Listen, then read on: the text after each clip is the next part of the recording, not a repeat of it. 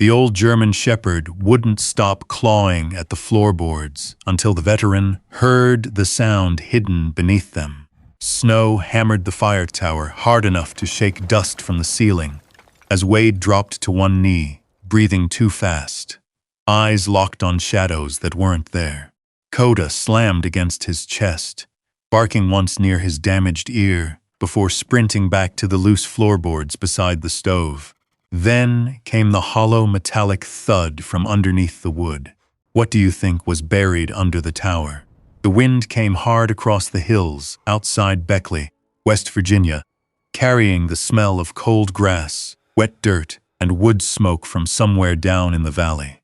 It bent the cemetery flags until their fabric snapped sharply against the poles, one crack after another, echoing through the quiet hillside like distant rifle fire.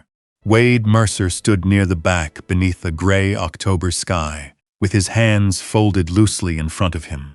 67 years old, broad shoulders gone slightly stiff with age, silver pushed through the dark stubble along his jaw. His black coat hung straight against his frame, military posture still rooted too deep in his spine to disappear after all these years. Beside him sat Koda. The German shepherd pressed firmly against Wade's left leg, warm and steady, despite the cold wind cutting across the ridge. The dog's muzzle had gone pale around the nose, and one ear carried a notch from a blast outside Mosul 8 years earlier. His eyes never stopped moving. Neither did Wade's. The funeral crowd gathered beneath a white canopy near the grave. Elena's children stood closest to the casket. Travis Hale in a tailored charcoal coat, speaking quietly with the pastor like he already owned the ground beneath everyone's feet. Megan stood beside him, wearing dark sunglasses despite the clouds, hands folded neatly in front of her, expression smooth and unreadable. Wade remained 20 feet behind them. No one had asked him to move there. No one had needed to. The pastor's voice drifted into the wind, soft and thin against the open hills. Elena Hale Mercer devoted her life to family, to community, and to preserving the legacy of the Hale property for future generations. Legacy. Wade stared at the polished walnut casket instead. 30 years. 30 years of coffee before sunrise, fence repairs in freezing rain, hospital waiting rooms. Quiet nights on the porch while Elena read paperbacks beneath a blanket and thunderstorms rolled through the mountains. 30 years reduced to a box lowered into frozen dirt. Koda shifted slightly against his leg. Wade rested one hand against the dog's shoulder without looking down. The honor guard stepped forward. 2 young soldiers in dress blues moved with precise mechanical rhythm. Wade recognized every movement before it happened. The crease of sleeves, the weight transfer before the rifles rose. The look in the eyes of men, trying not to think about the body in front of them. The first volley cracked across the cemetery. Wade's lungs locked instantly. Not here. Baghdad slammed into him without warning. Dust pouring through a shattered alleyway. Smoke climbing into a black sky.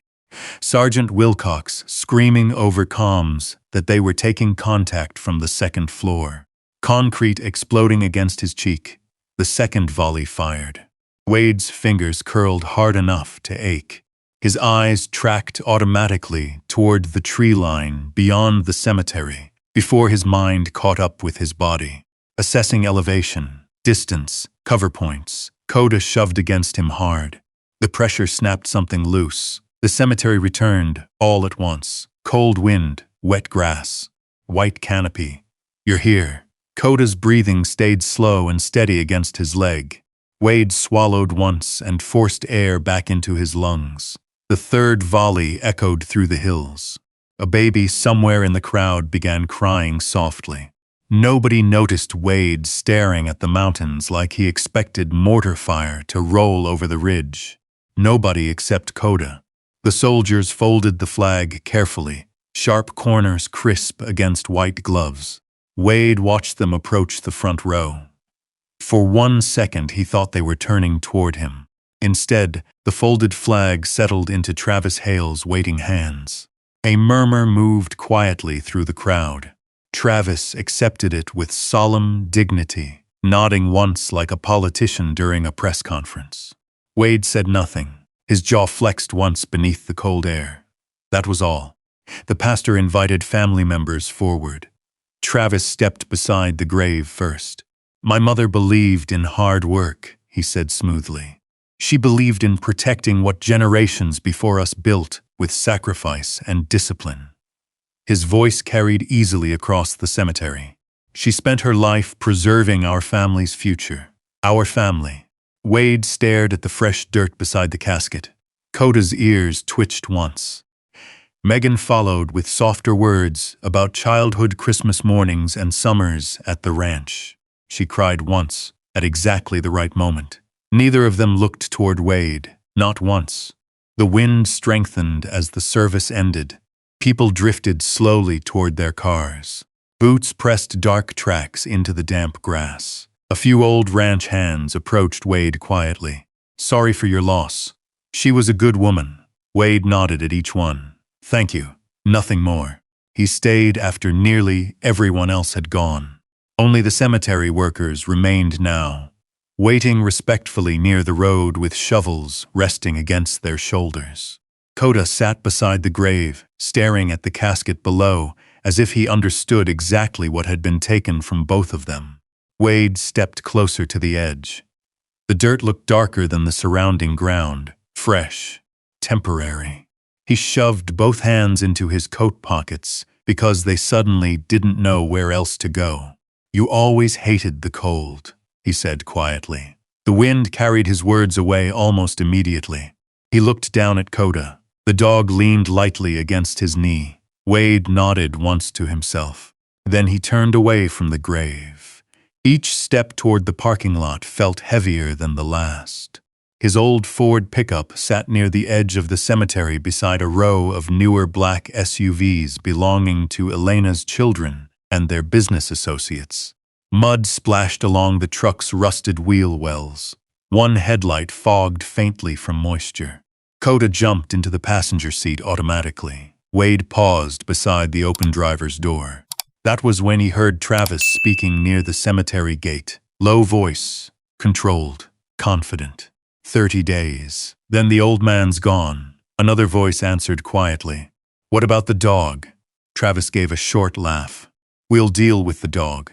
Wade stood completely still. The wind rolled cold across the hillside. Koda watched him through the passenger window without making a sound. For a long moment Wade said nothing at all. Then he climbed into the truck and shut the door softly behind him. The engine struggled once before turning over.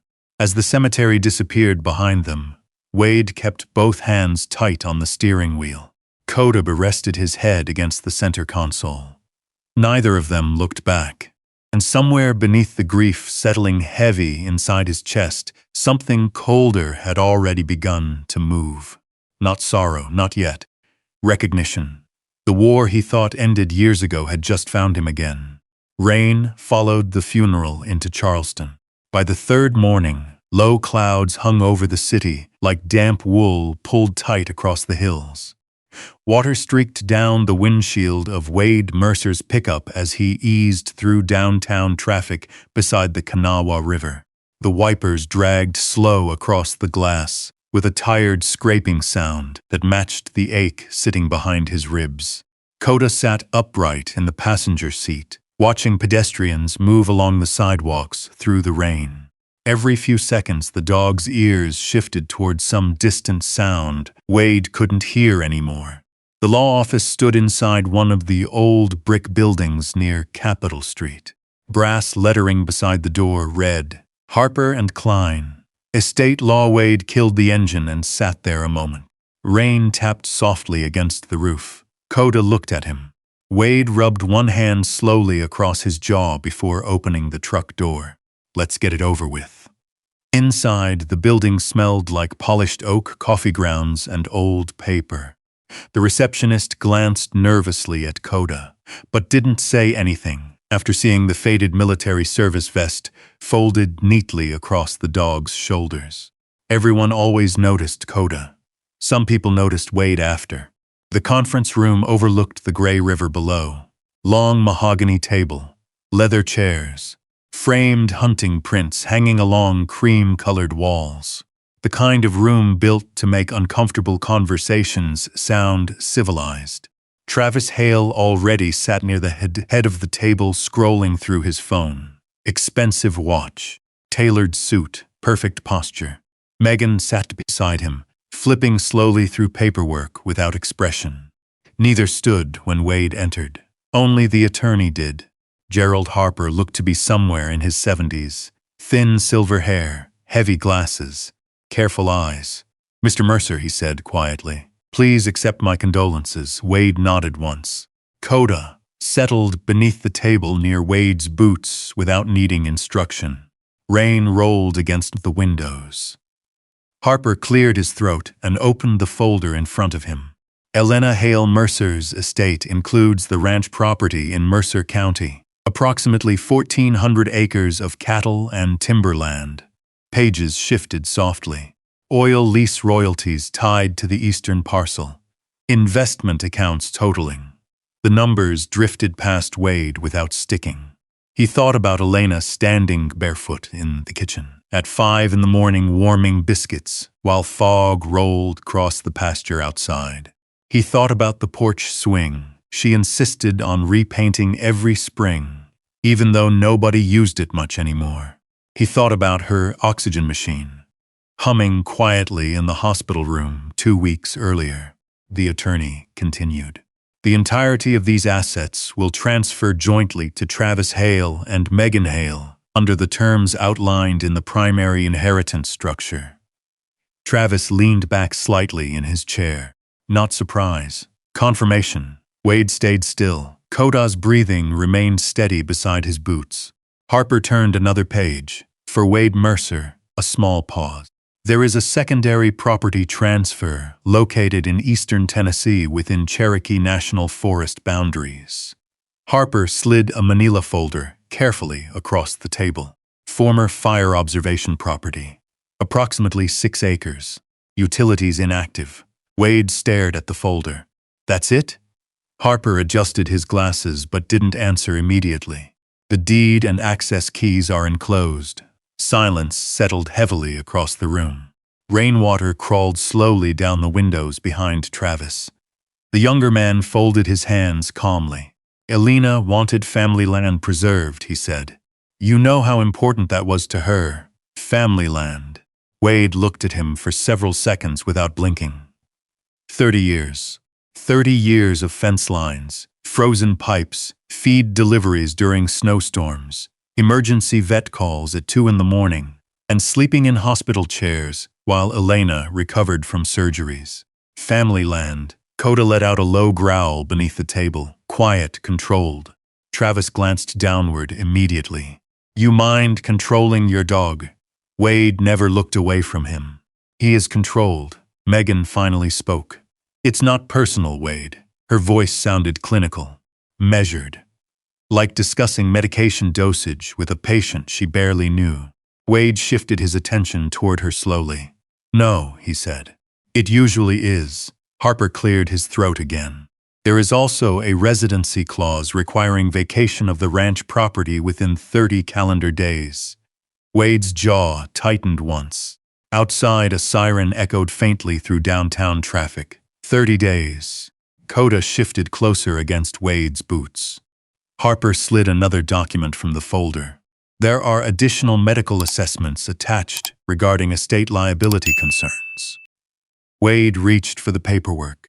The moment he saw the heading, something cold moved through his stomach. Psychological competency evaluation. 4 years old, prepared by a private firm in Roanoke.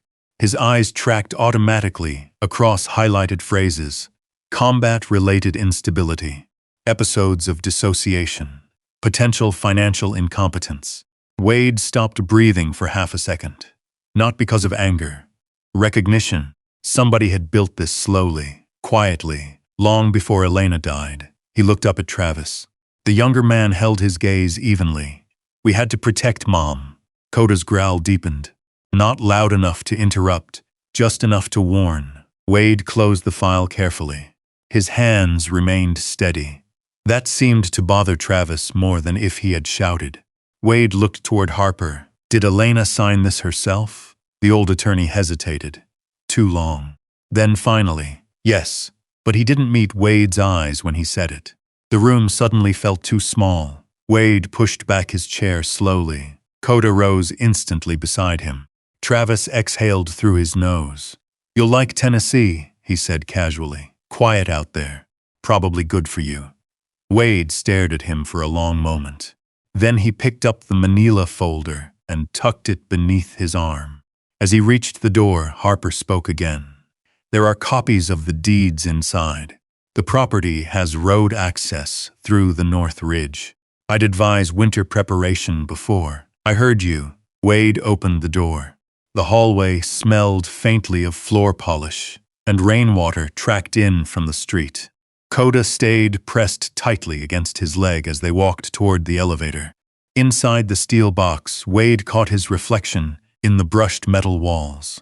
Gray hair, weathered face, eyes older than 67. For 1 second, he barely recognized the man staring back at him. The elevator doors opened into the parking garage below. Cold air rolled through the concrete structure, carrying the smell of motor oil and wet pavement. Wade climbed into the truck without speaking. Koda turned immediately toward him instead of facing forward, watching, waiting. Wade rested both hands against the steering wheel. Then the tightness hit. Fast, not panic yet. Pressure. His lungs shortened automatically, vision narrowing at the edges. Baghdad again. Collapsed buildings, static over comms, a medic screaming for extraction coordinates. Wade shut his eyes hard. Koda climbed halfway across the center console and shoved his muzzle against Wade's chest. Solid weight, real weight, grounding. Wade focused on the feel of wet dog fur beneath his fingertips. "In 4, he muttered.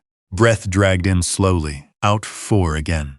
Koda stayed pressed against him until the pressure loosened enough for the parking garage to return. Rain hammered softly overhead. Wade looked down at the folder resting on the passenger seat. 6 acres, an abandoned tower, 30 days. He started the engine. As the truck rolled toward the garage exit, Wade looked once in the rearview mirror at the law office disappearing behind rain-streaked concrete. And somewhere deep beneath the grief, another realization settled cold and hard inside him. They hadn't been preparing for Elena's death. They had been preparing for his survival. The realization rode home with Wade Mercer all the way back through the mountains. Rain followed him out of Charleston and into Mercer County, turning the roads slick beneath the truck tires. Fog settled low across the hillsides, swallowing fence lines and telephone poles until the world outside the windshield looked half erased. Koda stayed awake the entire drive. Every so often, the dog lifted his head toward the side mirrors, as if checking whether something followed them through the rain. By the time the ranch gate came into view, dusk had already settled over the valley. Wade slowed the truck automatically. The place looked different, not physically, strategically. 2 unfamiliar pickups sat near the equipment barn. Yellow survey flags had appeared along the eastern pasture. Someone had marked sections of fencing with bright orange paint. Assessment work. Developers. Wade felt his jaw tighten once. Koda let out a low sound deep in his throat. "I see it." The truck rolled slowly up the gravel drive. The porch light glowed warm against the rain-darkened farmhouse. For 30 years, that light meant home. Elena always turned it on before sunset, no matter where Wade was. Tonight it looked like somebody else's property. A man in a reflective vest stepped out of the barn carrying a clipboard. He paused when he saw Wade's truck, then quickly looked away, avoiding eye contact, like a trespasser caught inside someone else's house. Wade parked beside the porch, but didn't get out immediately. His eyes tracked movement automatically. 1 truck near the barn, another near the cattle gate. 3 men total, no visible tools left unattended. His brain still did threat assessment before emotion. Old wiring, hard to shut off. Koda jumped down first and circled once through the rain before returning beside Wade's leg. The front door opened before Wade reached it.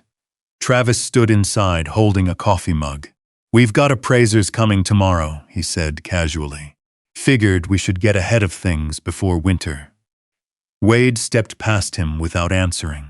The farmhouse smelled wrong. Furniture polish, fresh cardboard, cleaning chemicals. Not Elena's lavender candles. The living room had already begun changing shape. Framed photographs removed from shelves, boxes stacked near the staircase. Colored stickers attached to furniture. Red, blue, yellow, inventory coding. Koda moved room to room quietly, sniffing corners, as if trying to understand where the familiar scent had gone. Megan appeared from the dining room carrying a folder. "We separated personal items already," she said. "Thought it might make things easier." Wade looked at the boxes lining the hallway. 30 years packed into labeled containers before the ground over Elena's grave had even settled. His eyes stopped briefly on one cardboard box marked "Master Bedroom. Donate something" shifted coldly inside his chest. Not anger yet. Displacement. He walked past them toward the bedroom without speaking. The door stood open. Half the closet was already empty. Elena's side of the dresser cleared clean except for her reading glasses, resting beside a framed photograph of the two of them standing near the creek 20 summers earlier. Wade picked up the photograph slowly. Elena laughing, hair blowing across her face, his arm around her shoulders. A lifetime ago. Behind him, Travis leaned against the doorway. "We're trying to move efficiently here." Wade set the frame carefully into a box. "Then stay out of my way." The younger man's expression tightened slightly. For a second, Wade thought he might push further. Instead, Travis glanced toward Koda. "The dog can't stay once contractors start coming around." Koda immediately stepped between them.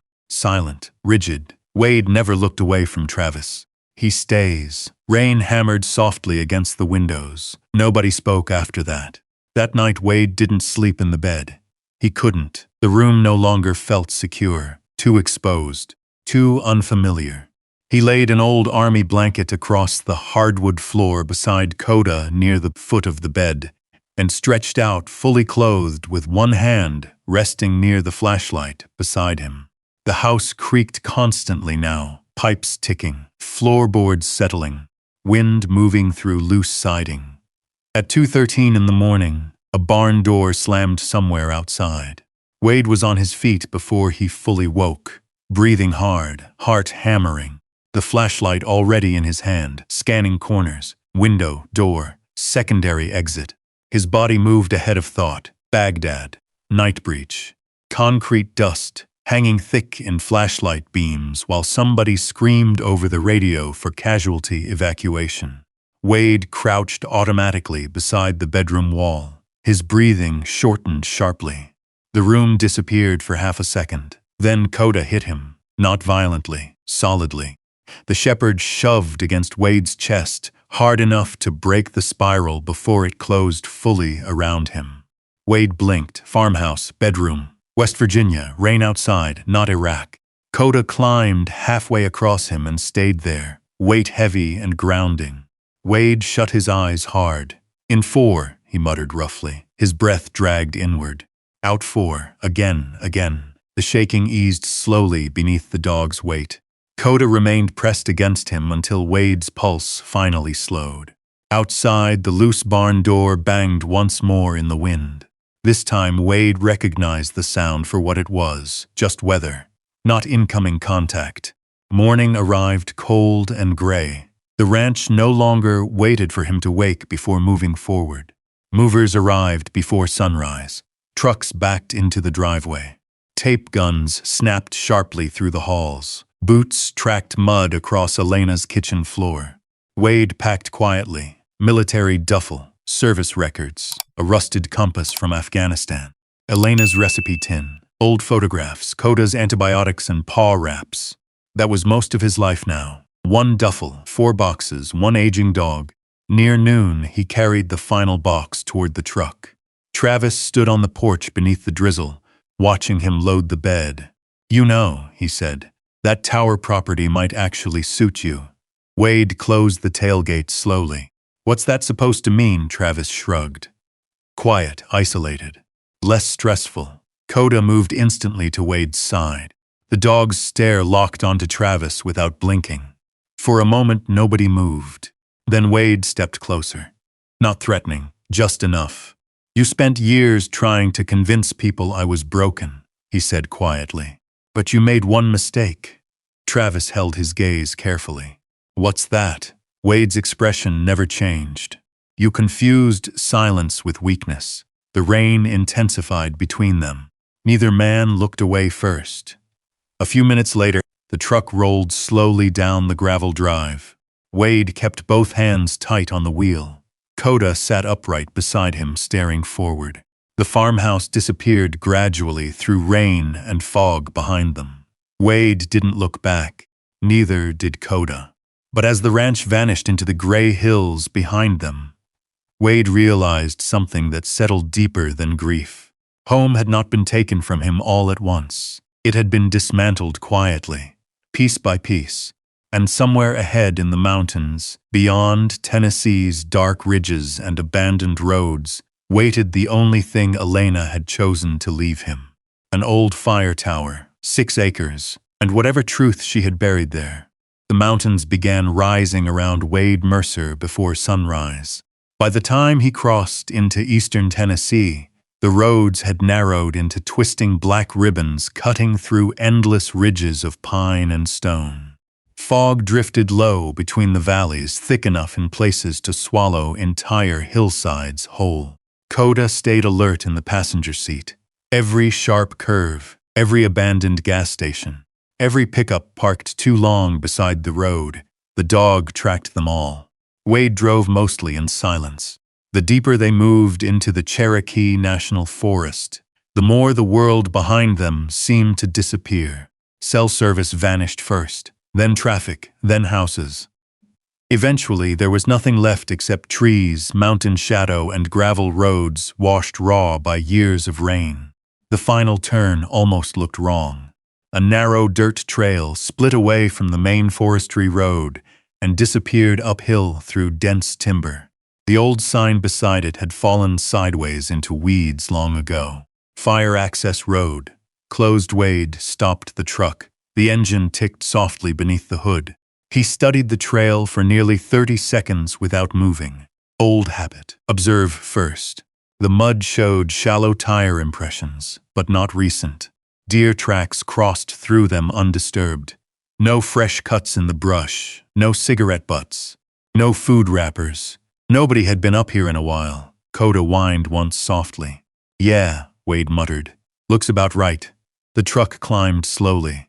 Loose rock rattled beneath the tires as the road wound upward through thick forest. Branches scraped the sides hard enough to leave pale streaks across the faded paint. Half a mile later, the trees finally opened. The tower stood alone on the ridge.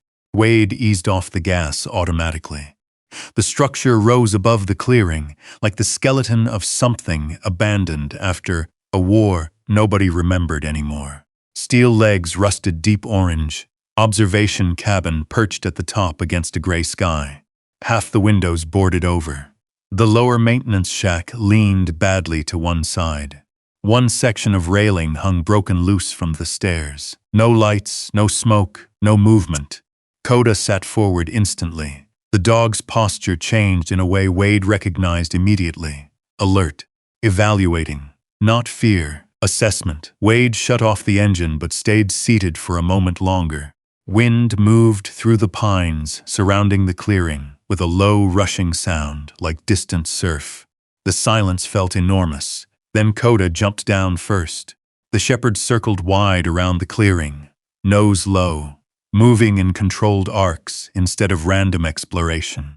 Wade watched carefully as the dog checked tree lines, shed corners, and the tower supports one by one. Clearing procedures, still hardwired into both of them. Wade grabbed the old ring of keys from the dashboard and stepped out. Cold mountain air hit immediately, sharp with pine sap and damp earth. The tower stairs groaned beneath his boots as he climbed. Every fifth step flexed badly enough to force him sideways against the rail. Rust flaked beneath his hands. Halfway up, he paused automatically and scanned the ridgeline beyond the trees. Sightlines. Approach routes, dead ground. His brain still mapped terrain like an AO before he even realized he was doing it. At the top, the cabin door resisted before finally opening inward with a loud scrape. Dust. Old wood, mouse droppings. The smell hit first. Weak daylight filtered through cracked windows across warped floorboards and a dead radio console covered in mildew. An iron stove sat crooked against the wall beside shelves, stripped nearly empty decades earlier. One narrow cot remained bolted to the far wall. The place looked less like a home than a forgotten outpost. Wade stepped carefully through the room, checking corners automatically. Clear left. Clear right. No structural collapse near load points. Roof leaks along eastern seam. Koda entered behind him without a sound. The dog moved differently inside the tower. Slower. More deliberate. He sniffed the floor seams, circled once near the radio desk, then paused beside the northern wall, listening to something Wade couldn't hear. The wind outside moaned softly through broken window seals. Wade set the duffel beside the cot. This is what 6 acres buys now. Koda glanced toward him briefly before returning to his inspection. The generator shack below turned out worse. The old diesel unit had been stripped for parts years earlier. Fuel tank rusted through. Wiring exposed. Wade crouched beside the dead engine compartment, running one rough hand across the housing. Could salvage part of it, maybe. Maybe not. The creek sat 200 yards downhill beyond the pines. Wade found it by following the sound of running water through the rocks. Cold enough to numb his fingers instantly. Good flow. Fresh source. He marked the route mentally on the walk back uphill. By late afternoon, the mountain cold deepened. Wade worked steadily, cleared debris from the stovepipe, patched one broken window with plywood scavenged from the shed, stacked remaining canned supplies inside. Movement helped. Stillness didn't. Stillness left room for memory. At sunset, a helicopter passed low through the valley beyond the ridge. The sound hit him before he saw it. Rotor wash.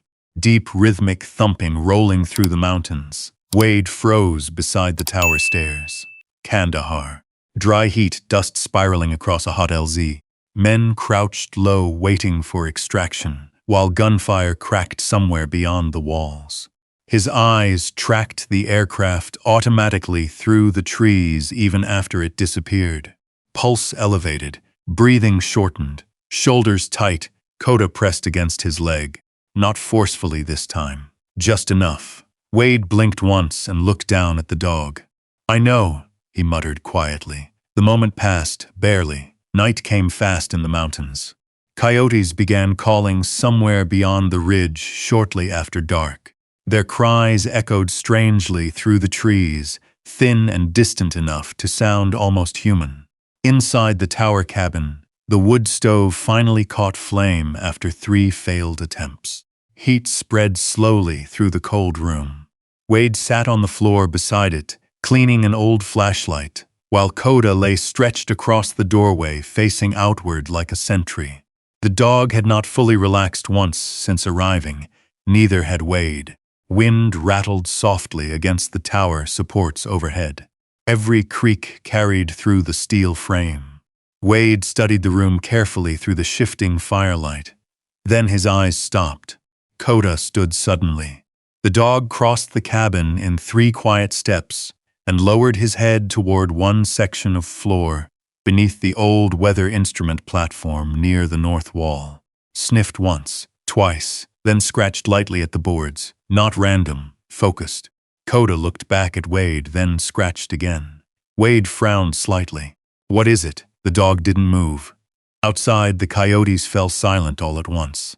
And somewhere beneath the old tower floor, hidden below decades of dust and warped timber, something waited quietly in the dark. Wade Mercer stared at Koda for several seconds without moving. The German had scratched once more at the boards beneath the weather platform, then stopped and looked back at him again. Focused, intentional, not curiosity detection. Wade had seen that exact behavior overseas before explosive finds outside Fallujah and Mosul. Koda used to freeze like that near roadside culverts when something hidden beneath the surface felt wrong or important. Wade pushed himself slowly off the floor. "What do you smell?" Koda lowered his nose again and inhaled deeply between the seams, then scratched twice. Wade crouched beside the spot and ran his fingers across the floorboards. Old pine, dust, cold air leaking upward through narrow gaps, nothing obvious, no fresh nails. No water damage, no weak support beams, probably rodents. Had to be. Still, Koda refused to move away. Wade finally stood again and fed another split log into the stove. Tomorrow, the dog remained near the platform. Wind pushed hard against the tower outside. The entire structure groaned softly overhead like an old ship at sea. By midnight, snow had started falling, not light mountain flurries. Heavy wet snow driven sideways by rising wind. The storm swallowed the ridge quickly. Wade sat at the narrow table, cleaning an old camp lantern, while static hissed faintly through the weather radio beside him. Winter warnings rolled county to county across eastern Tennessee. Koda still hadn't settled fully. Every few minutes, the shepherd returned to the same section of floorboards beneath the platform, sniffing carefully before pacing back toward the door. The behavior began wearing at Wade's nerves. "Either dig through it or leave it alone," he muttered. Koda stopped pacing immediately, looked at him, then returned to the floor again. Wade exhaled slowly through his nose. Outside, the storm intensified. Snow hammered against the tower windows, hard enough to sound like thrown gravel. Pine branches bent violently against the wind below the ridge. The old steel supports beneath the cabin creaked under shifting pressure. Wade checked his watch. 1:17 a.m. Sleep wasn't coming. It rarely did anymore. He stretched out fully clothed on the cot, with the flashlight beside him and one boot still touching the floor. Koda remained awake near the stove, watching, listening. The tower shook suddenly. A violent crack exploded through the darkness outside. Wade's eyes snapped open instantly. Another crack, closer than impact. A massive pine slammed against the lower support structure, hard enough to jolt the entire tower sideways. Everything disappeared. Not the room, his mind. Baghdad swallowed him whole. Collapsed concrete. Dust choking the air. Someone screaming his name over radio static. An engineer team trapped beneath shattered beams while insurgent fire ripped through the street outside. Wade hit the floor automatically beside the cot. Heart hammering, breath gone. Searching for a rifle that no longer existed, the tower groaned overhead again. Another impact somewhere outside. Mortars incoming. Koda hit him hard. The shepherd barked sharply beside Wade's damaged left ear, the exact side still carrying hearing loss from an IED outside Ramadi. The sound cut straight through the flashback. Wade blinked violently. Tower cabin. Snowstorm. Tennessee, not Iraq.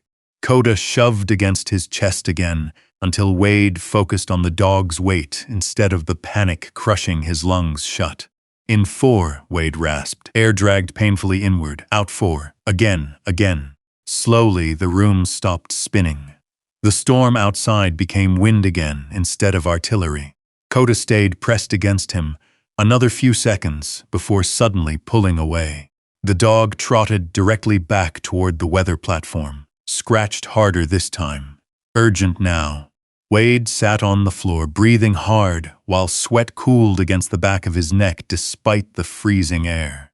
Then he looked toward the platform. Koda scratched again. Wade stared at the floorboards for a long moment, then finally grabbed the pry bar leaning beside the stove. "All right," he muttered. Let's see what's got your attention. The old boards resisted at first. Rust-frozen nails screamed softly as Wade wedged the pry bar beneath the edge and forced upward. Dust drifted into the lantern light. Koda stood so close, Wade could feel the dog trembling slightly with anticipation. One board came loose, then another. Cold air rushed upward immediately from below. Wade paused. There was open space beneath the platform. Not natural crawl space, something constructed. His pulse slowed automatically, focus replacing exhaustion. He lowered the lantern carefully toward the opening. Steel. A flat steel surface sat beneath the boards covered in decades of grime. Not part of the original structure. A hatch. Koda let out a low sound deep in his throat. Wade wiped dirt away with one sleeve. Heavy hinges, military-grade bolts. No visible rust around the seams, watertight. His jaw tightened slowly.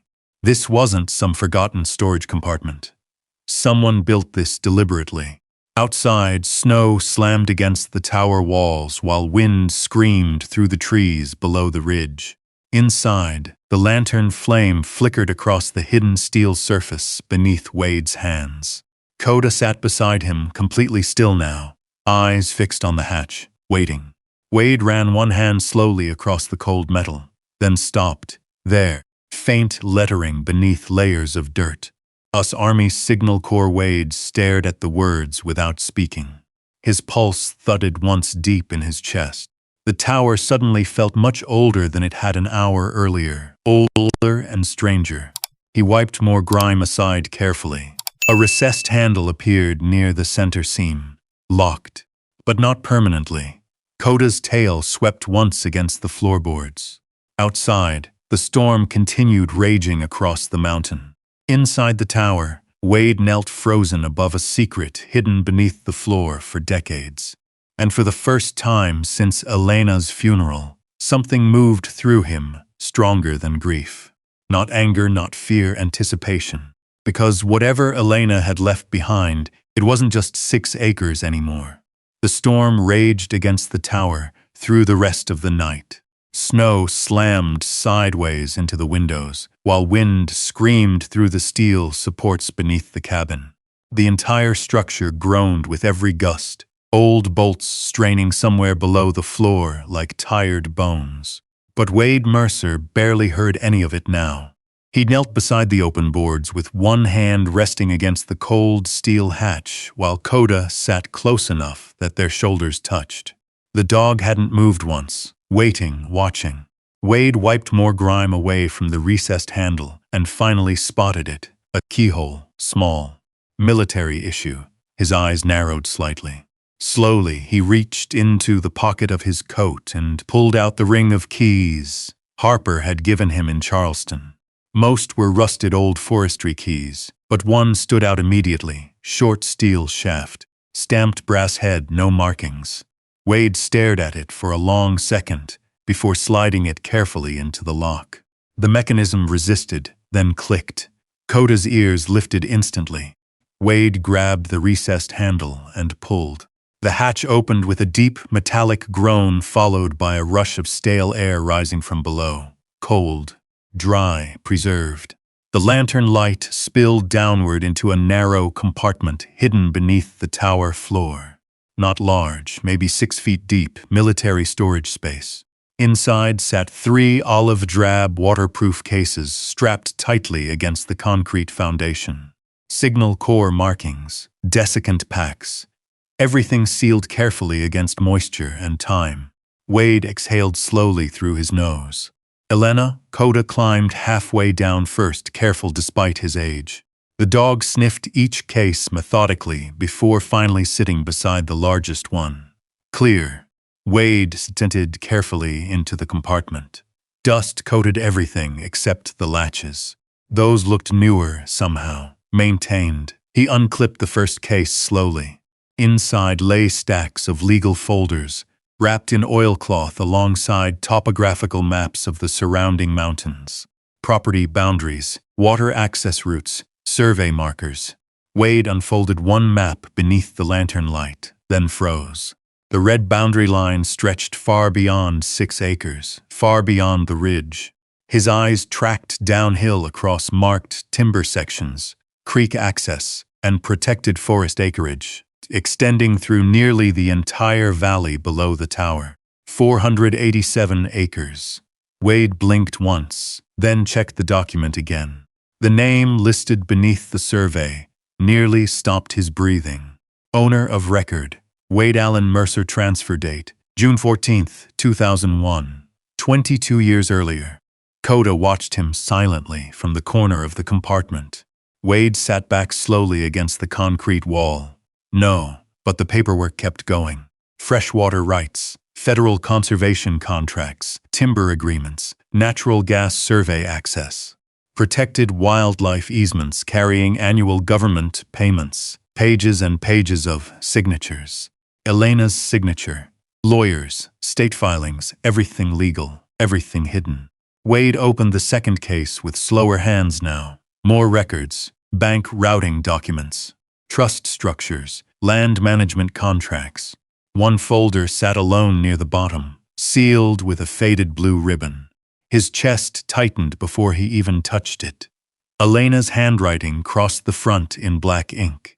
For Wade, the storm outside faded into distant noise. Koda moved closer beside him. Wade untied the ribbon carefully. Inside waited a single handwritten letter folded 3 times. The paper trembled slightly between his fingers before he realized the shaking came from his own hands. He unfolded it slowly. My Wade, if you're reading this, then Koda found the hatch before you did. A rough breath escaped Wade before he could stop it. Of course she would know that. He kept reading. I'm sorry for the way this had to happen. I know how it must have looked at the funeral, at the office. I know what Travis and Megan would say once I was gone. But you need to understand something. I saw them changing years ago. Wade's jaw tightened slightly. Outside, wind rattled the tower windows hard enough to shake dust loose from the ceiling. They began asking questions about your medical records after your 3rd panic episode at the ranch. Travis hired investigators pretending they were evaluating estate liabilities. They wanted proof that your PTSD made you unstable enough to challenge any inheritance. Wade stopped reading, his eyes unfocused slightly. The competency report in Charleston. 4 years old, not random, planned. Koda pressed gently against his leg. Wade swallowed hard and continued. You spent your life protecting people who never understood what it cost you afterward. I watched you wake up fighting ghosts for 20 years. I watched you memorize exits in restaurants. I watched you sit with your back to walls, even at church dinners. And still you never stopped protecting me. Wade shut his eyes briefly. Hospital room. Elena asleep beneath pale fluorescent light, while he sat awake beside the bed, tracking every sound in the hallway all night long without even realizing he was doing it. He continued reading. The ranch was never the real asset. I made sure of that. Everything that mattered, I moved quietly into your name long ago. The valley, the water, the contracts, all of it. They believed wealth was the house and the cattle and the oil leases. They never looked at the mountain. Wade lowered the paper slowly. Snow hammered the tower roof overhead. 487 acres, the entire valley below him. Hidden in plain sight for decades, he continued reading. I left the tower because I knew you'd never feel safe in town once I was gone. Up here, nobody corners you. Nobody watches you. Nobody gets to decide whether you're broken. And Wade, if Travis finds this land, he won't stop. Wade's eyes narrowed slightly at the line. The final paragraph waited below it. Build something peaceful here if you can. You spent enough years surviving. Maybe now you can finally stand still. I loved you long before the war. I loved you through it. And I loved you after it changed you. Elena's silence settled heavily through the compartment. Not empty silence, sacred silence. Wade stared at the letter for a very long time without moving. Then, finally, he bowed his head once. Not grief this time. Recognition. She had seen everything. The sleepless nights, the shaking hands, the hypervigilance. The guilt he never explained because men like him were trained to bury it instead of speak it aloud. She saw all of it and protected him anyway. Koda rested his muzzle gently against Wade's knee. Wade placed one rough hand against the dog's neck without looking down. "You knew there was something here," he murmured quietly. Koda's tail swept once against the concrete. Outside, the storm finally began weakening. Wind softened across the ridge. Snow drifted slower now beneath the dark Tennessee sky. Wade climbed out of the compartment, carrying Elena's letter carefully in one hand, while Koda followed close behind. The tower cabin felt different now, not abandoned, positioned, strategic. Every instinct inside Wade shifted slowly into place the way it used to before missions overseas, when confusion finally gave way to clarity. This wasn't exile, it was concealment. Elena hadn't abandoned him to 6 forgotten acres. She had hidden him inside nearly 500. And somewhere down in the darkness below the ridge, beyond the snow and trees and silence, lay a valley powerful enough to make men like Travis Hale come looking for it. Wade folded the letter carefully and slipped it inside his coat pocket near his chest.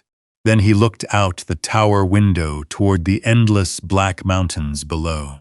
For the first time since the funeral, the loneliness inside him changed shape, not gone, but steadier, like a man no longer standing on borrowed ground.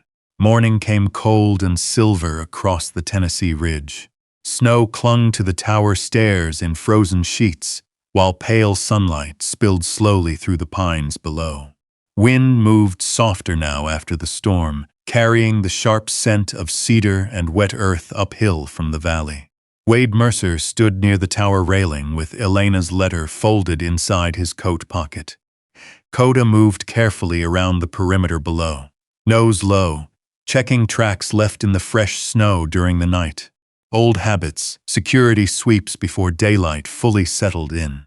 Wade sipped black coffee from a dented metal cup while studying the survey maps spread across the small table inside the cabin. 487 acres. Even in daylight, the number still felt unreal. The valley stretched much farther than he realized yesterday. From the tower, he could now trace sections of ridgeline matching the red boundary lines on Elena's documents. The mountain wasn't hiding him. It belonged to him. Koda stopped suddenly near the lower trail. Head lifted. Stillness. Wade noticed it instantly. The dog wasn't reacting to wildlife. This was attention. Listening. A faint sound rolled upward through the trees seconds later. Engine noise. Far off, but climbing. Wade set the coffee cup down immediately. His body shifted before thought caught up. Observe, assess, prepare. He stepped to the tower window and scanned downhill through the pines. Nothing yet. Then sunlight flashed briefly off dark glass far below the ridge. Vehicle, SUV, coming fast. Koda trotted uphill immediately and positioned himself beside the tower stairs without barking. Waiting. Wade's jaw tightened slightly too soon. He grabbed the binoculars hanging beside the radio desk and focused downhill through the trees. Black Suburban, second vehicle behind it, white utility truck. He lowered the binoculars slowly. They found it. The vehicles climbed steadily toward the clearing, tires grinding against frozen mud. Snow sprayed from beneath the wheels as they rounded the final bend below the tower. 3 men exited first. Then Travis Hale stepped out from the passenger side, wearing a dark wool coat and polished boots completely wrong for mountain terrain. Behind him came another man carrying a leather briefcase. Lawyer. The third stayed near the SUV. Broad shoulders, ball cap low, hands never far from his jacket pockets, security contractor. Wade noticed all 3 details automatically. Spacing between bodies, lines of sight, weight distribution. Nobody relaxed, neither did he. Koda moved 1 step forward, silent, tail still. Wade descended the tower stairs slowly without rushing. Snow crunched beneath his boots. Travis forced a tight smile the moment Wade reached the bottom. Quite a setup you found up here.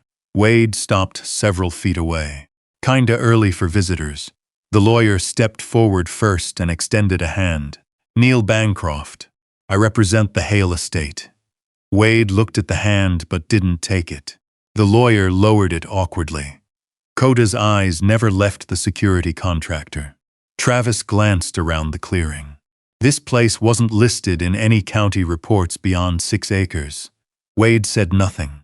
The younger man's jaw shifted slightly. Then he pulled folded papers from inside his coat. We found updated mineral survey filings tied to your name. There it was. Not grief, not family. Money.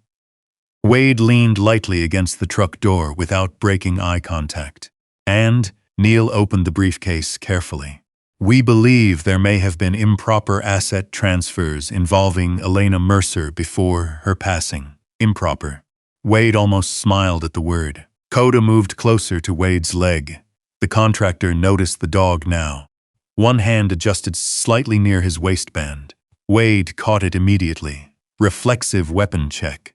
Private security. Probably former law enforcement or military. Wade filed it away without reacting outwardly. You drove all the way up here to accuse a dead woman of fraud, he asked calmly. Neil shifted uncomfortably. We're questioning whether you influenced her decisions while suffering from documented psychological instability. The sentence landed exactly how it was meant to. Controlled, professional, cruel. Wade felt heat rise once through his chest. Not explosive anger. Combat clarity. The same cold focus that used to settle over him before breaching doors overseas. Koda sensed the shift instantly. The dog pressed harder against Wade's leg. Grounding. Wade spoke quietly. You mean Peetsty? Nobody answered immediately. Wind moved softly through the pines around the clearing. Finally, Travis folded his arms. He had episodes for years. Wade's eyes stayed fixed on him. And Elena knew every one of them. Travis glanced briefly toward the tower. What exactly did she hide up here? There it was again. Not concern. Greed wrapped inside legal language. Wade let silence stretch long enough to make the younger man uncomfortable. Then he answered, Enough. The contractor shifted position slightly near the SUV. Wade noticed instantly. Better angle on the clearing. Watching hands. Watching exits. Old instincts recognized old instincts. Neil opened another folder. There's also concern about your ability to manage significant land assets independently. Wade almost laughed. Instead, he asked quietly, how much debt's on the ranch now? That stopped them cold. Travis blinked once. Neil closed the folder halfway. Interesting.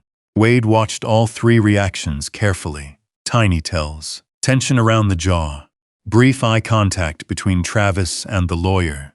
Security contractor suddenly pretending not to listen. Hit confirmed. The ranch was bleeding money. Wade pushed gently. Elena buried liabilities there, didn't she? Travis stepped forward sharply. You don't know what you're talking about. Wade's expression never changed. She knew exactly what she was doing. Silence settled across the clearing. Koda stood motionless between Wade and the others now, like a barrier nobody wanted to test. Finally, Travis exhaled hard through his nose. This isn't over. No, Wade agreed quietly. It probably isn't. For several seconds, nobody moved. Then Neil shut the briefcase. We'll be in contact. The group turned back toward the vehicles. But Wade noticed something important before they left. The contractor looked once toward the tower. Then toward the lower tree line behind it, measuring terrain, not sightseeing, recon. The SUVs disappeared downhill soon afterward, beneath drifting snow and pine shadow. Silence returned slowly to the ridge. Koda remained tense, watching the road long after the vehicles vanished. Wade studied the fresh tire tracks cutting through the snow. Then his eyes moved toward the trees behind the tower. Something felt wrong. Incomplete. He walked the perimeter once before sunset, with Koda close beside him. Tracks circled the tower clearly now. Boot prints, multiple. But near the rear tree line he found another set partially hidden beneath fresh snow. Single operator, stayed longer, observed separately. Wade crouched beside the tracks quietly. Koda let out a low vibration deep in his throat. The prince faced the tower, not the road. Somebody had remained behind watching after the others left.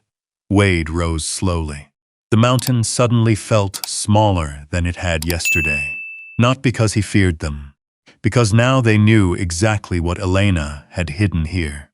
And men drowning financially rarely backed away quietly. Above them, the old tower creaked softly in the wind as daylight faded from the ridge. Koda stayed pressed against Wade's leg all the way back inside. That night, Wade locked the tower door for the first time. Then he loaded the old revolver he swore he'd never need again. He set it on the narrow table beside Elena's letter. Not hidden, not dramatic, just placed where his hand could find it if the dark came through the door. Koda watched from the floor near the stove. The dog's ears moved every few seconds, tracking the mountain through the walls. Wind had died after sunset, leaving the ridge wrapped in a silence Wade trusted less than noise. Quiet could hide too much.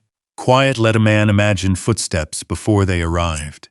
Wade checked the door latch once, then the windows, then the stair landing. He hated how familiar it felt. Clear the room, secure the entry, mark the exits, sleep light. Only he didn't sleep. A lantern burned low on the table. Its yellow light caught the edges of the maps Elena had left behind. Red boundary lines curved across the paper like veins through the mountain. 487 acres, water rights, timber contracts. Land she had protected while he thought she was simply growing quiet with age. Around midnight, clouds covered the moon. The tower disappeared into blackness. Koda rose first. No bark, no sudden movement, just a slow lift of the head. Wade saw it and went still. The shepherd stood from his place near the stove and walked to the door, nose raised, nostrils working. He sniffed along the crack beneath the threshold once, then stepped back. A low vibration moved through his chest. Wade reached for the flashlight. "What is it?" Koda looked toward the stairs. Wade smelled it a second later. Gasoline. Not old fuel from the dead generator. Fresh, sharp, out of place. He opened the door carefully. Cold air slid inside. Below the tower, the clearing lay dark beneath heavy cloud cover. The trees stood motionless. No wind, no coyotes, no engine. Then he saw it. A thin orange flicker near the equipment shed. Flame licking low along the outer wall. Wade moved. Not fast like panic, fast like training. He grabbed his coat, flashlight, and the small shovel leaning beside the stove. Koda pushed past him, down the stairs, nails striking metal in a hard rhythm. By the time Wade reached the ground, fire had begun climbing one corner of the shed. Someone had poured fuel along the baseboards. The flames crawled where the gasoline had soaked into old wood, hungry and quiet at first. Too quiet. Wade drove the shovel into packed snow and threw it hard against the lower flames again. Again. Koda circled wide, barking sharp bursts toward the tree line, then returning to the shed, then back to the dark woods. Wade kicked loose a burning board and buried it under snow and dirt. Smoke rolled into his face. His eyes watered. He coughed once and kept moving. He cut off the fire's path before it reached the stacked dry wood beside the shed. Another shovelful, then another. The flames snapped and spat, shrinking under the weight of wet earth and snow. A shape moved beyond the pines. Koda saw it first. The dog launched toward the trees. Koda, the shepherd, didn't stop. His bark cut through the darkness, farther now, downhill toward the old service trail. Wade grabbed the flashlight and followed, boots punching through crusted snow and frozen mud. Branches slapped his coat. His breath came steady, controlled, counted without thought. The beam caught movement ahead, a dark figure slipping between trees. "Stop!" The figure ran harder. Koda closed distance fast despite his age, weaving through brush with the old precision still buried in his body. Wade saw him vanish behind a stand of mountain laurel. Then a sharp yelp tore through the dark. Wade's blood went cold. Koda, he forgot the figure. He ran toward the sound. The flashlight beam shook across roots and rocks until it found the shepherd, limping out from the brush. Koda's front leg hung awkwardly for 2 steps, then touched down again. Blood marked the snow beneath him in small dark drops. Wade dropped to one knee. Easy, easy, boy. Koda leaned into him but kept staring downhill, ears forward, still trying to track the runner. Wade swept the flashlight through the brush and found the trap. Old barbed wire stretched low between 2 trees, half buried in dead leaves and snow, not a fence. Placed, Wade's jaw locked. He lifted Koda's paw gently. A deep slice ran across the lower leg above the pad. Not enough to cripple him, but enough to bleed, enough to slow him, enough to punish him for chasing. Koda gave one quiet whine and then went still. Trusting him, that sound did what the fire hadn't. Wade's hands shook. He pressed gauze from his field kit against the wound and wrapped it tight beneath the flashlight beam. His fingers remembered pressure dressings, combat wraps, field stitches. Iraq had taught him too well how to stop bleeding in bad light. But this was Koda, not a soldier, not a mission. Koda. You don't chase without backup, Wade whispered, though his voice carried no anger. The dog licked once at Wade's sleeve. Downhill, a vehicle engine started faintly, too far to identify. Then it faded into the mountain road and disappeared. Wade stayed crouched in the snow beside Koda long after the sound was gone. The shed was still smoking when they returned. Black scars crawled across one wall. The fire had not taken the tower. It had not reached the stored wood. It had failed. But the message was clear. Leave. Wade carried Koda up the tower stairs slowly, 1 step at a time, the dog heavy and warm against his chest. Inside, he laid him beside the stove and cleaned the wound again under lantern light. Koda never pulled away, not once. Wade wrapped the leg with fresh gauze, then sat back on the floor beside him. Only then did he notice his own sleeve was streaked with ash and blood. The lantern flame trembled on the table. Elena's letter lay beside the maps. If Travis finds this land, he won't stop. Wade looked at the locked door, then at the revolver, then at Koda, who had already lowered his head but kept his eyes open, still guarding even while hurt. The old fire tower creaked softly above the ridge. Outside, smoke drifted through the cold dark like a warning that had not finished speaking. Wade rested his hand on Koda's shoulder. They crossed the line tonight, he said quietly. Koda's tail tapped once against the floor. Not much. Enough. Wade sat there until dawn, awake beside the dog, watching the door, while the last smoke from the shed disappeared into the black trees. This was no longer paperwork, no longer grief, no longer a family dispute dressed up in legal words. Someone had tried to burn him out of the only ground. Elena had left him, and they had hurt the one soul that had never left his side. By sunrise, the ridge looked almost innocent. Pale light spread over the mountain, turning the frost on the pine needles silver. Smoke from the burned shed had thinned into a faint gray stain above the clearing. The blackened wall stood there in the cold morning like proof that the night had not been some bad dream Wade could shake off with coffee. Koda lay near the stove with his bandaged legs stretched carefully in front of him. He was awake. Of course he was. Even wounded, the old shepherd's eyes followed every sound through the tower walls. Wade knelt beside him and checked the wrap. No fresh bleeding. The cut was ugly but clean. Koda watched his hands without moving.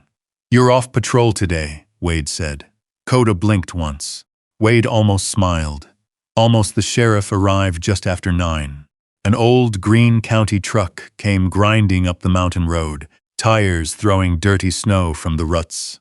Wade watched from the tower window until the driver stepped out. Sheriff Earl Doss, 62. Former Marine, wide shoulders, weathered face. The kind of man who didn't waste movement or words. He looked first at the shed, then at the tower, then at Wade. "Morning," Earl said. "Sheriff." Earl crouched near the burned wall and ran 2 gloved fingers along the charred baseboard. He leaned closer, sniffed once, then stood. Gasoline. Wade nodded. Fresh? Fresh enough. Earl walked the clearing slowly. He studied the tire tracks near the road, the boot prints near the rear of the shed, the drag marks where Wade had pulled smoldering boards into the snow. He didn't speak for several minutes. Wade respected that. Some men filled silence because they didn't know what to do with it. Earl Doss seemed to use silence like a tool. The sheriff finally stopped beside the low barbed wire, stretched between 2 trees near the service trail. He stared at it. That wasn't there by accident. No. Dog hit it? Wade looked toward the tower. Koda did. Earl's face changed slightly. Not much, just enough. He all right? He'll heal. Earl nodded once. That dog probably kept your tower standing. Wade said nothing. Inside, Koda gave a low, tired huff as if he had heard every word. Earl followed the tire marks back toward the road. They faded where the snow had melted under the early sun, but enough remained to show direction. Hard to make a case without a face, Earl said. But whoever did this knew when to come, where to park, where the shed sat, and how to get out. Wade looked at the tree line. They'd been here before. Earl turned toward him. You found prints yesterday? Wade nodded. After Travis came up. The sheriff removed his hat and rubbed a hand over his gray hair. That boy's in deeper than he wants people knowing. Wade's eyes moved back to him. Earl glanced toward the road, then lowered his voice. Off the record? Wade waited. The Hale Ranch has debt stacked under it like rotten floorboards, loans, tax burdens, a balloon payment coming due next year that could choke a horse. Wade's jaw tightened. Elena knew. Looks like she knew before anybody else did. Earl looked toward the tower. There are conservation restrictions on parts of that ranch too. Old ones, strong ones. They can't just cut it into luxury, lots like Travis keeps promising investors. Wade felt Elena's letter inside his coat pocket. Build something peaceful here if you can, Earl continued. Word at the courthouse is Travis already promised land access to 2 developers. Problem is, the papers don't give him what he thought they did. Wade looked out across the valley. And my land? Earl gave a short, dry breath. Your land is the part they need. The cold air seemed to sharpen. Wade turned back to him. Access? Access. Water. Maybe mineral survey routes too. I don't know all the legal pieces. But I know desperate when I see it. Wade looked at the burned shed. Desperate men did not always think long. He had learned that in places where survival narrowed people into something dangerous. Earl stepped closer. You carrying? Wade's face did not change. Locked inside. Keep it locked unless you need it. Earl looked him over carefully. You know what I mean? Wade nodded once. He did. The sheriff wasn't warning him not to defend himself. He was warning him not to let the past take the first shot. Later that afternoon, Wade drove down to town with Koda, lying across the back seat on a folded blanket. The dog disliked the arrangement but tolerated it after Wade gave him the look. The county records office sat beside a brick courthouse in a town so small the stoplight blinked yellow after noon. Gerald Harper's voice came through Wade's phone while he sat in the truck outside. I reviewed the sealed documents you described, Harper said carefully. Elena's structure was far more deliberate than I understood. Wade watched rainwater drip from the courthouse roof, meaning the ranch assets left to Travis and Megan are restricted, development limitations, staggered access, debt obligations, trustee oversight. Wade closed his eyes briefly. Elena, Harper continued, your mountain land is separate, fully transferred, legally recorded. The conservation payments alone are significant. If the land is ever sold to a corporation, most proceeds automatically route into veteran recovery foundations. Wade opened his eyes. For a moment he said nothing. Koda lifted his head from the back seat. Harper's voice softened. Mr. Mercer, your wife didn't just protect you. She built a lock around this land and handed you the key. Wade looked toward the mountains beyond town, blue and distant under the low clouds. What was she expecting me to do with it? There was a pause on the line. I don't know, Harper said. But knowing Elena, I doubt she expected you to waste it. That sentence stayed with Wade all the way back up the mountain. The road climbed through wet forest, tires hissing over mud and stone. Koda slept lightly in the back, one ear still angled toward Wade. Even hurt, even exhausted, still listening.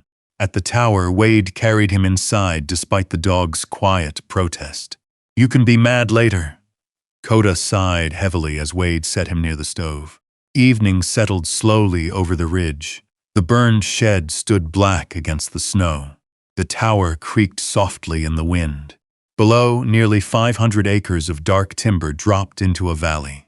Elena had hidden from greedy hands for 22 years. Wade spread the maps across the table again. This time, he did not look at them like evidence.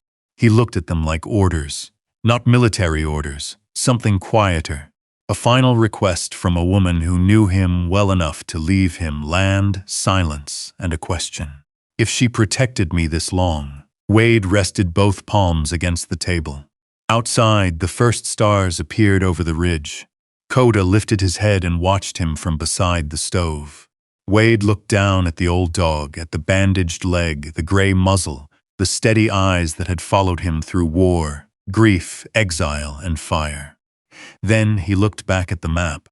What were you hoping I'd build here, Elena? The tower answered with a slow wooden creak in the cold. No voice came, no sign.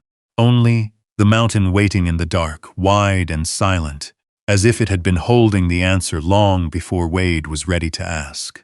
Winter settled deep into the Cherokee Mountains after that. Not all at once, slowly. Like the land was testing whether Wade Mercer intended to stay. Snow buried the lower trails first. Then ice sealed the creek edges in pale glass. Wind hardened across the ridge until the old tower groaned at night, beneath freezing gusts rolling down from the higher peaks. But Wade stayed. Every morning before dawn, he climbed down the tower stairs with a thermos of coffee and checked the perimeter while Koda limped carefully beside him. The dog's leg healed slowly. Age made recovery stubborn. Still, Koda insisted on patrols. Every tree line, every trail bend, every fresh track in the snow. Wade stopped arguing after the third morning. Some instincts survived injury. Some survived war. The burned shed became the first project. Wade rebuilt the damaged wall, using timber cut from deadfall near the creek. His hands remembered construction the same way his body remembered combat drills. Measure twice. Brace corners. Watch weak points. Movement helped quiet the noise in his head. Most nights he still woke before dawn from dreams he could never fully remember. Sometimes it was Baghdad. Sometimes Kandahar. Sometimes only smoke and radio chatter with no faces attached anymore. Koda always noticed first. The dog would rise from beside the stove and press against Wade's legs until the shaking passed. No commands, no training words, just presence. By February, the mountain no longer felt abandoned. It felt occupied, not by danger, by routine. Wade repaired the lower cabin first, an old forestry bunkhouse half buried beneath vines and rot near the creek. Broken windows replaced, roof patched, wood stove rebuilt from scrap iron salvaged in town. Nothing fancy, just solid, functional, warm. One afternoon, Sheriff Earl Doss stopped by carrying diesel fuel and a sack of groceries in the back of his truck. He stood quietly beside Wade, watching smoke rise from the repaired cabin chimney. You planning on renting these out? Wade hammered another nail into the porch railing. No, Earl sipped coffee from a metal cup. Then what? Wade looked down toward the frozen creek where Koda stood, watching two deer move carefully through the trees. For several seconds, he didn't answer. Then, there are vets sleeping in trucks down in Knoxville. Earl looked at him sideways. That's true. And retired canines getting dumped after handlers rotate out. The sheriff nodded slowly. Wade rested both hands on the porch rail. They spend years teaching you how to survive contact. His eyes stayed on the trees. Nobody teaches you how to come home afterward. Silence stretched between them, not uncomfortable. Understanding. Earl finally said quietly, "You thinking about turning this place into something?" Wade looked out across the valley Elena had hidden for him. The answer had already started growing long before he said it aloud. Maybe. The first man arrived 2 weeks later, Lucas Grady, former Marine infantry, 53 years old, broken nose, heavy limp, eyes that never stayed on one place too long. Earl brought him up the mountain after dark during sleet rain. Lucas stepped out of the sheriff's truck carrying one duffel bag and wearing the look Wade recognized immediately. Hyper-vigilance. The kind that lived in your spine after too many years surviving places where hesitation got people killed. Koda approached him slowly, not playful, professional. Lucas froze slightly when the shepherd stopped in front of him. Then, after a long moment, he reached down carefully. Koda rested his muzzle against the man's hand. Something in Lucas loosened right there in the snow, tiny, but visible. Wade saw it because he knew the feeling himself. "You can take the lower cabin," Wade said quietly. Lucas looked toward the dark woods. "You got rules? Don't lie to me. Don't bring trouble here." Lucas nodded once. "That's manageable." The next morning, Wade found Lucas already stacking split firewood beside the cabin before sunrise. No conversation, no explanation, just movement. Survival recognized survival. Others followed over the next months. A former Army medic named Ben Ortiz, who hadn't slept through an entire night in 6 years. A truck driver named Clay Everett, missing part of his left leg below the knee after an IED strike outside Mosul. Then retired working dogs started arriving through old military contacts Wade barely remembered making years ago. An aging Labrador trained for explosives detection. A nervous Belgian Malinois retired from Border Patrol. A black shepherd missing one eye after a narcotics operation gone bad. Koda changed around them. The old war dog became calmer somehow. Purpose returned to him. He moved among the others with quiet authority, correcting younger dogs with low growls and gentle body pressure. He slept beside whichever veteran struggled most at night. Lucas started calling him Top. Like an old first sergeant, the name stuck. By spring, laughter occasionally drifted through the valley. Not loud, not careless. Careful laughter. The kind men relearn after carrying silence too long. One evening, Wade stepped outside the tower just after sunset and stopped. Smoke rose from 3 chimneys now, 3. The lower cabins glowed warm against the darkening trees, while voices drifted faintly upward from the fire pit near the creek. Ben Ortiz sat beside one of the retired dogs with his boots stretched toward the flames. Lucas argued quietly with Clay over fishing bait. Koda moved between them all, before finally climbing the hill toward Wade with slow, steady steps. The shepherd stopped beside him at the tower railing. Wade rested one hand against the dog's neck. "You see this," he murmured softly. Koda's tail swept once. Down below, Clay laughed suddenly at something Lucas said. The sound echoed gently through the valley, not forced, real. Wade stared at the lights below for a long time. Months ago, he arrived on this mountain with one duffel bag, an old dog, and enough grief to hollow a man out from the inside. Now the ridge held something else. Not healing exactly. Healing sounded too clean. This was steadier than that. Men waking up without panic every morning. Dogs sleeping beside fires instead of kennels. Silence that no longer felt dangerous. Koda leaned lightly against Wade's leg. The old tower creaked softly overhead in the mountain wind. And for the first time since Elena's funeral, Wade realized the land beneath him no longer felt like a hiding place. It felt like purpose. Later that night, Lucas stood beside the fire pit, watching snowmelt run through the creek below the cabins. "So what do we call this place?" he asked quietly. Wade looked down at Koda, lying near the flames surrounded by sleeping dogs. The shepherd opened one eye briefly, then closed it again. Wade stared out across the dark Tennessee valley Elena had protected all those years.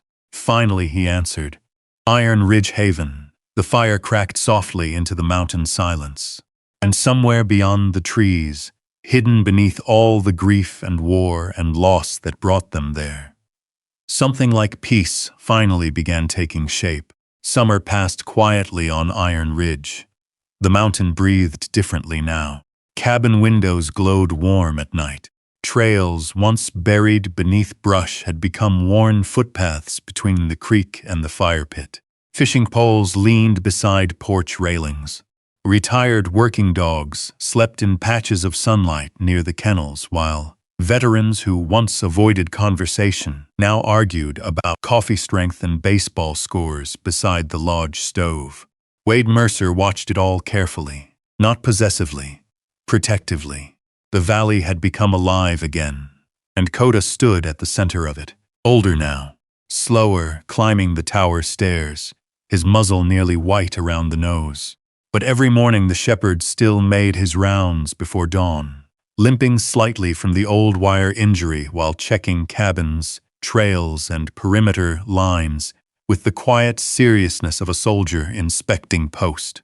The men trusted him instinctively, especially at night. Ben Ortiz slept through entire evenings beside Koda's bed near the stove now. Lucas no longer sat facing exits every time they ate together. Even Clay, who used to wake swinging from nightmares 3 times a week, had started sleeping with his prosthetic leg off for the first time in years.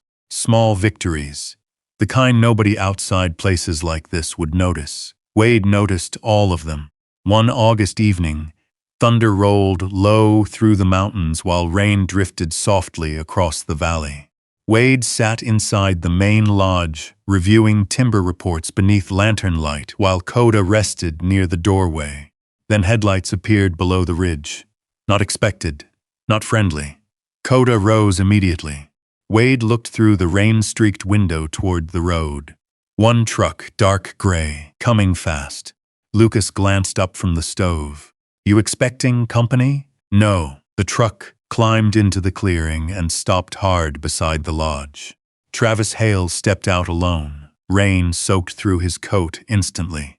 For a moment Wade barely recognized him. The expensive confidence was gone. His face looked thinner, eyes bloodshot, jaw tight with the kind of exhaustion money couldn't hide anymore. Koda moved directly between Wade and the door before Travis even reached the porch. The old shepherd didn't bark, didn't growl, just stood there, blocking the entrance. Wade stepped outside into the rain. Thunder rolled again across the mountains. Travis looked around the valley behind Wade. The cabins, the lights, the men moving quietly near the fire pit farther downhill. "What is this place now?" he asked bitterly. Wade shut the door behind him. "Home." Rain dripped from Travis's hair into his eyes. "You think she'd want this?" Wade's expression stayed calm. "I know she would." Something snapped slightly inside the younger man then. "The ranch is gone," Travis said suddenly. The words hung in the rain between them. Wade said nothing. "Developers pulled out. The easements killed everything." Travis laughed once without humor. "Banks are circling now. Megan left for Atlanta 2 months ago." Lightning flashed across the ridge. Koda remained motionless beside Wade's leg. Travis stepped closer. "She chose you over us." There it was. Not greed anymore. Something uglier. Childhood resentment sharpened by failure. Wade studied him quietly. "No," he said after a moment. "She protected what you were trying to destroy." Travis's breathing changed. Faster now. Rain hammered harder against the lodge roof. "You stole her from us long before she died." Wade felt old instincts stir deep beneath his ribs. Danger signs, escalation, distance closing too fast. Koda sensed it instantly. The shepherd stepped forward despite the bad leg, placing himself directly between both men. Travis looked down at the dog. "That mutt's still alive?" The sentence landed badly. Very badly. Wade's jaw tightened once. Inside the lodge, voices quieted. The others were listening now, watching. Travis shoved one hand suddenly inside his coat. Wade moved before thought caught up. Training took over completely. Pivot, control the wrist, break balance, drive momentum sideways. In one violent second, Travis hit the side of the truck hard enough to grunt from the impact while Wade pinned his arm behind him. Koda barked sharply once. Thunder cracked overhead. Then Wade saw it, paperwork. Only folded documents in Travis's hand. Not a weapon, not a threat, just papers. Wade released him instantly and stepped back. Both men stood breathing hard in the rain. For half a heartbeat, the mountain disappeared. Baghdad returned. Close quarters, adrenaline. Split-second decisions that lived forever afterward. Wade stared at his own hands. The war had almost come home with him again. Koda moved immediately against Wade's leg, grounding him before the spiral could open wider. Travis straightened slowly against the truck door, stunned more by Wade's speed than the impact itself. "You see," Travis spat. "This is exactly what I told her. You're dangerous." Wade looked at him for a long moment. Rainwater ran from his hair and sleeves. Then quietly, "No," his voice stayed steady. "What's dangerous is a man willing to burn down everything his mother loved because he can't control what she chose to protect." Silence. Only rain. Only thunder fading deeper into the hills. Travis looked past Wade toward the valley below, toward the cabins, the fire pit. The men rebuilding pieces of themselves, one quiet day at a time. For the first time since arriving, uncertainty crossed his face. Not anger, recognition.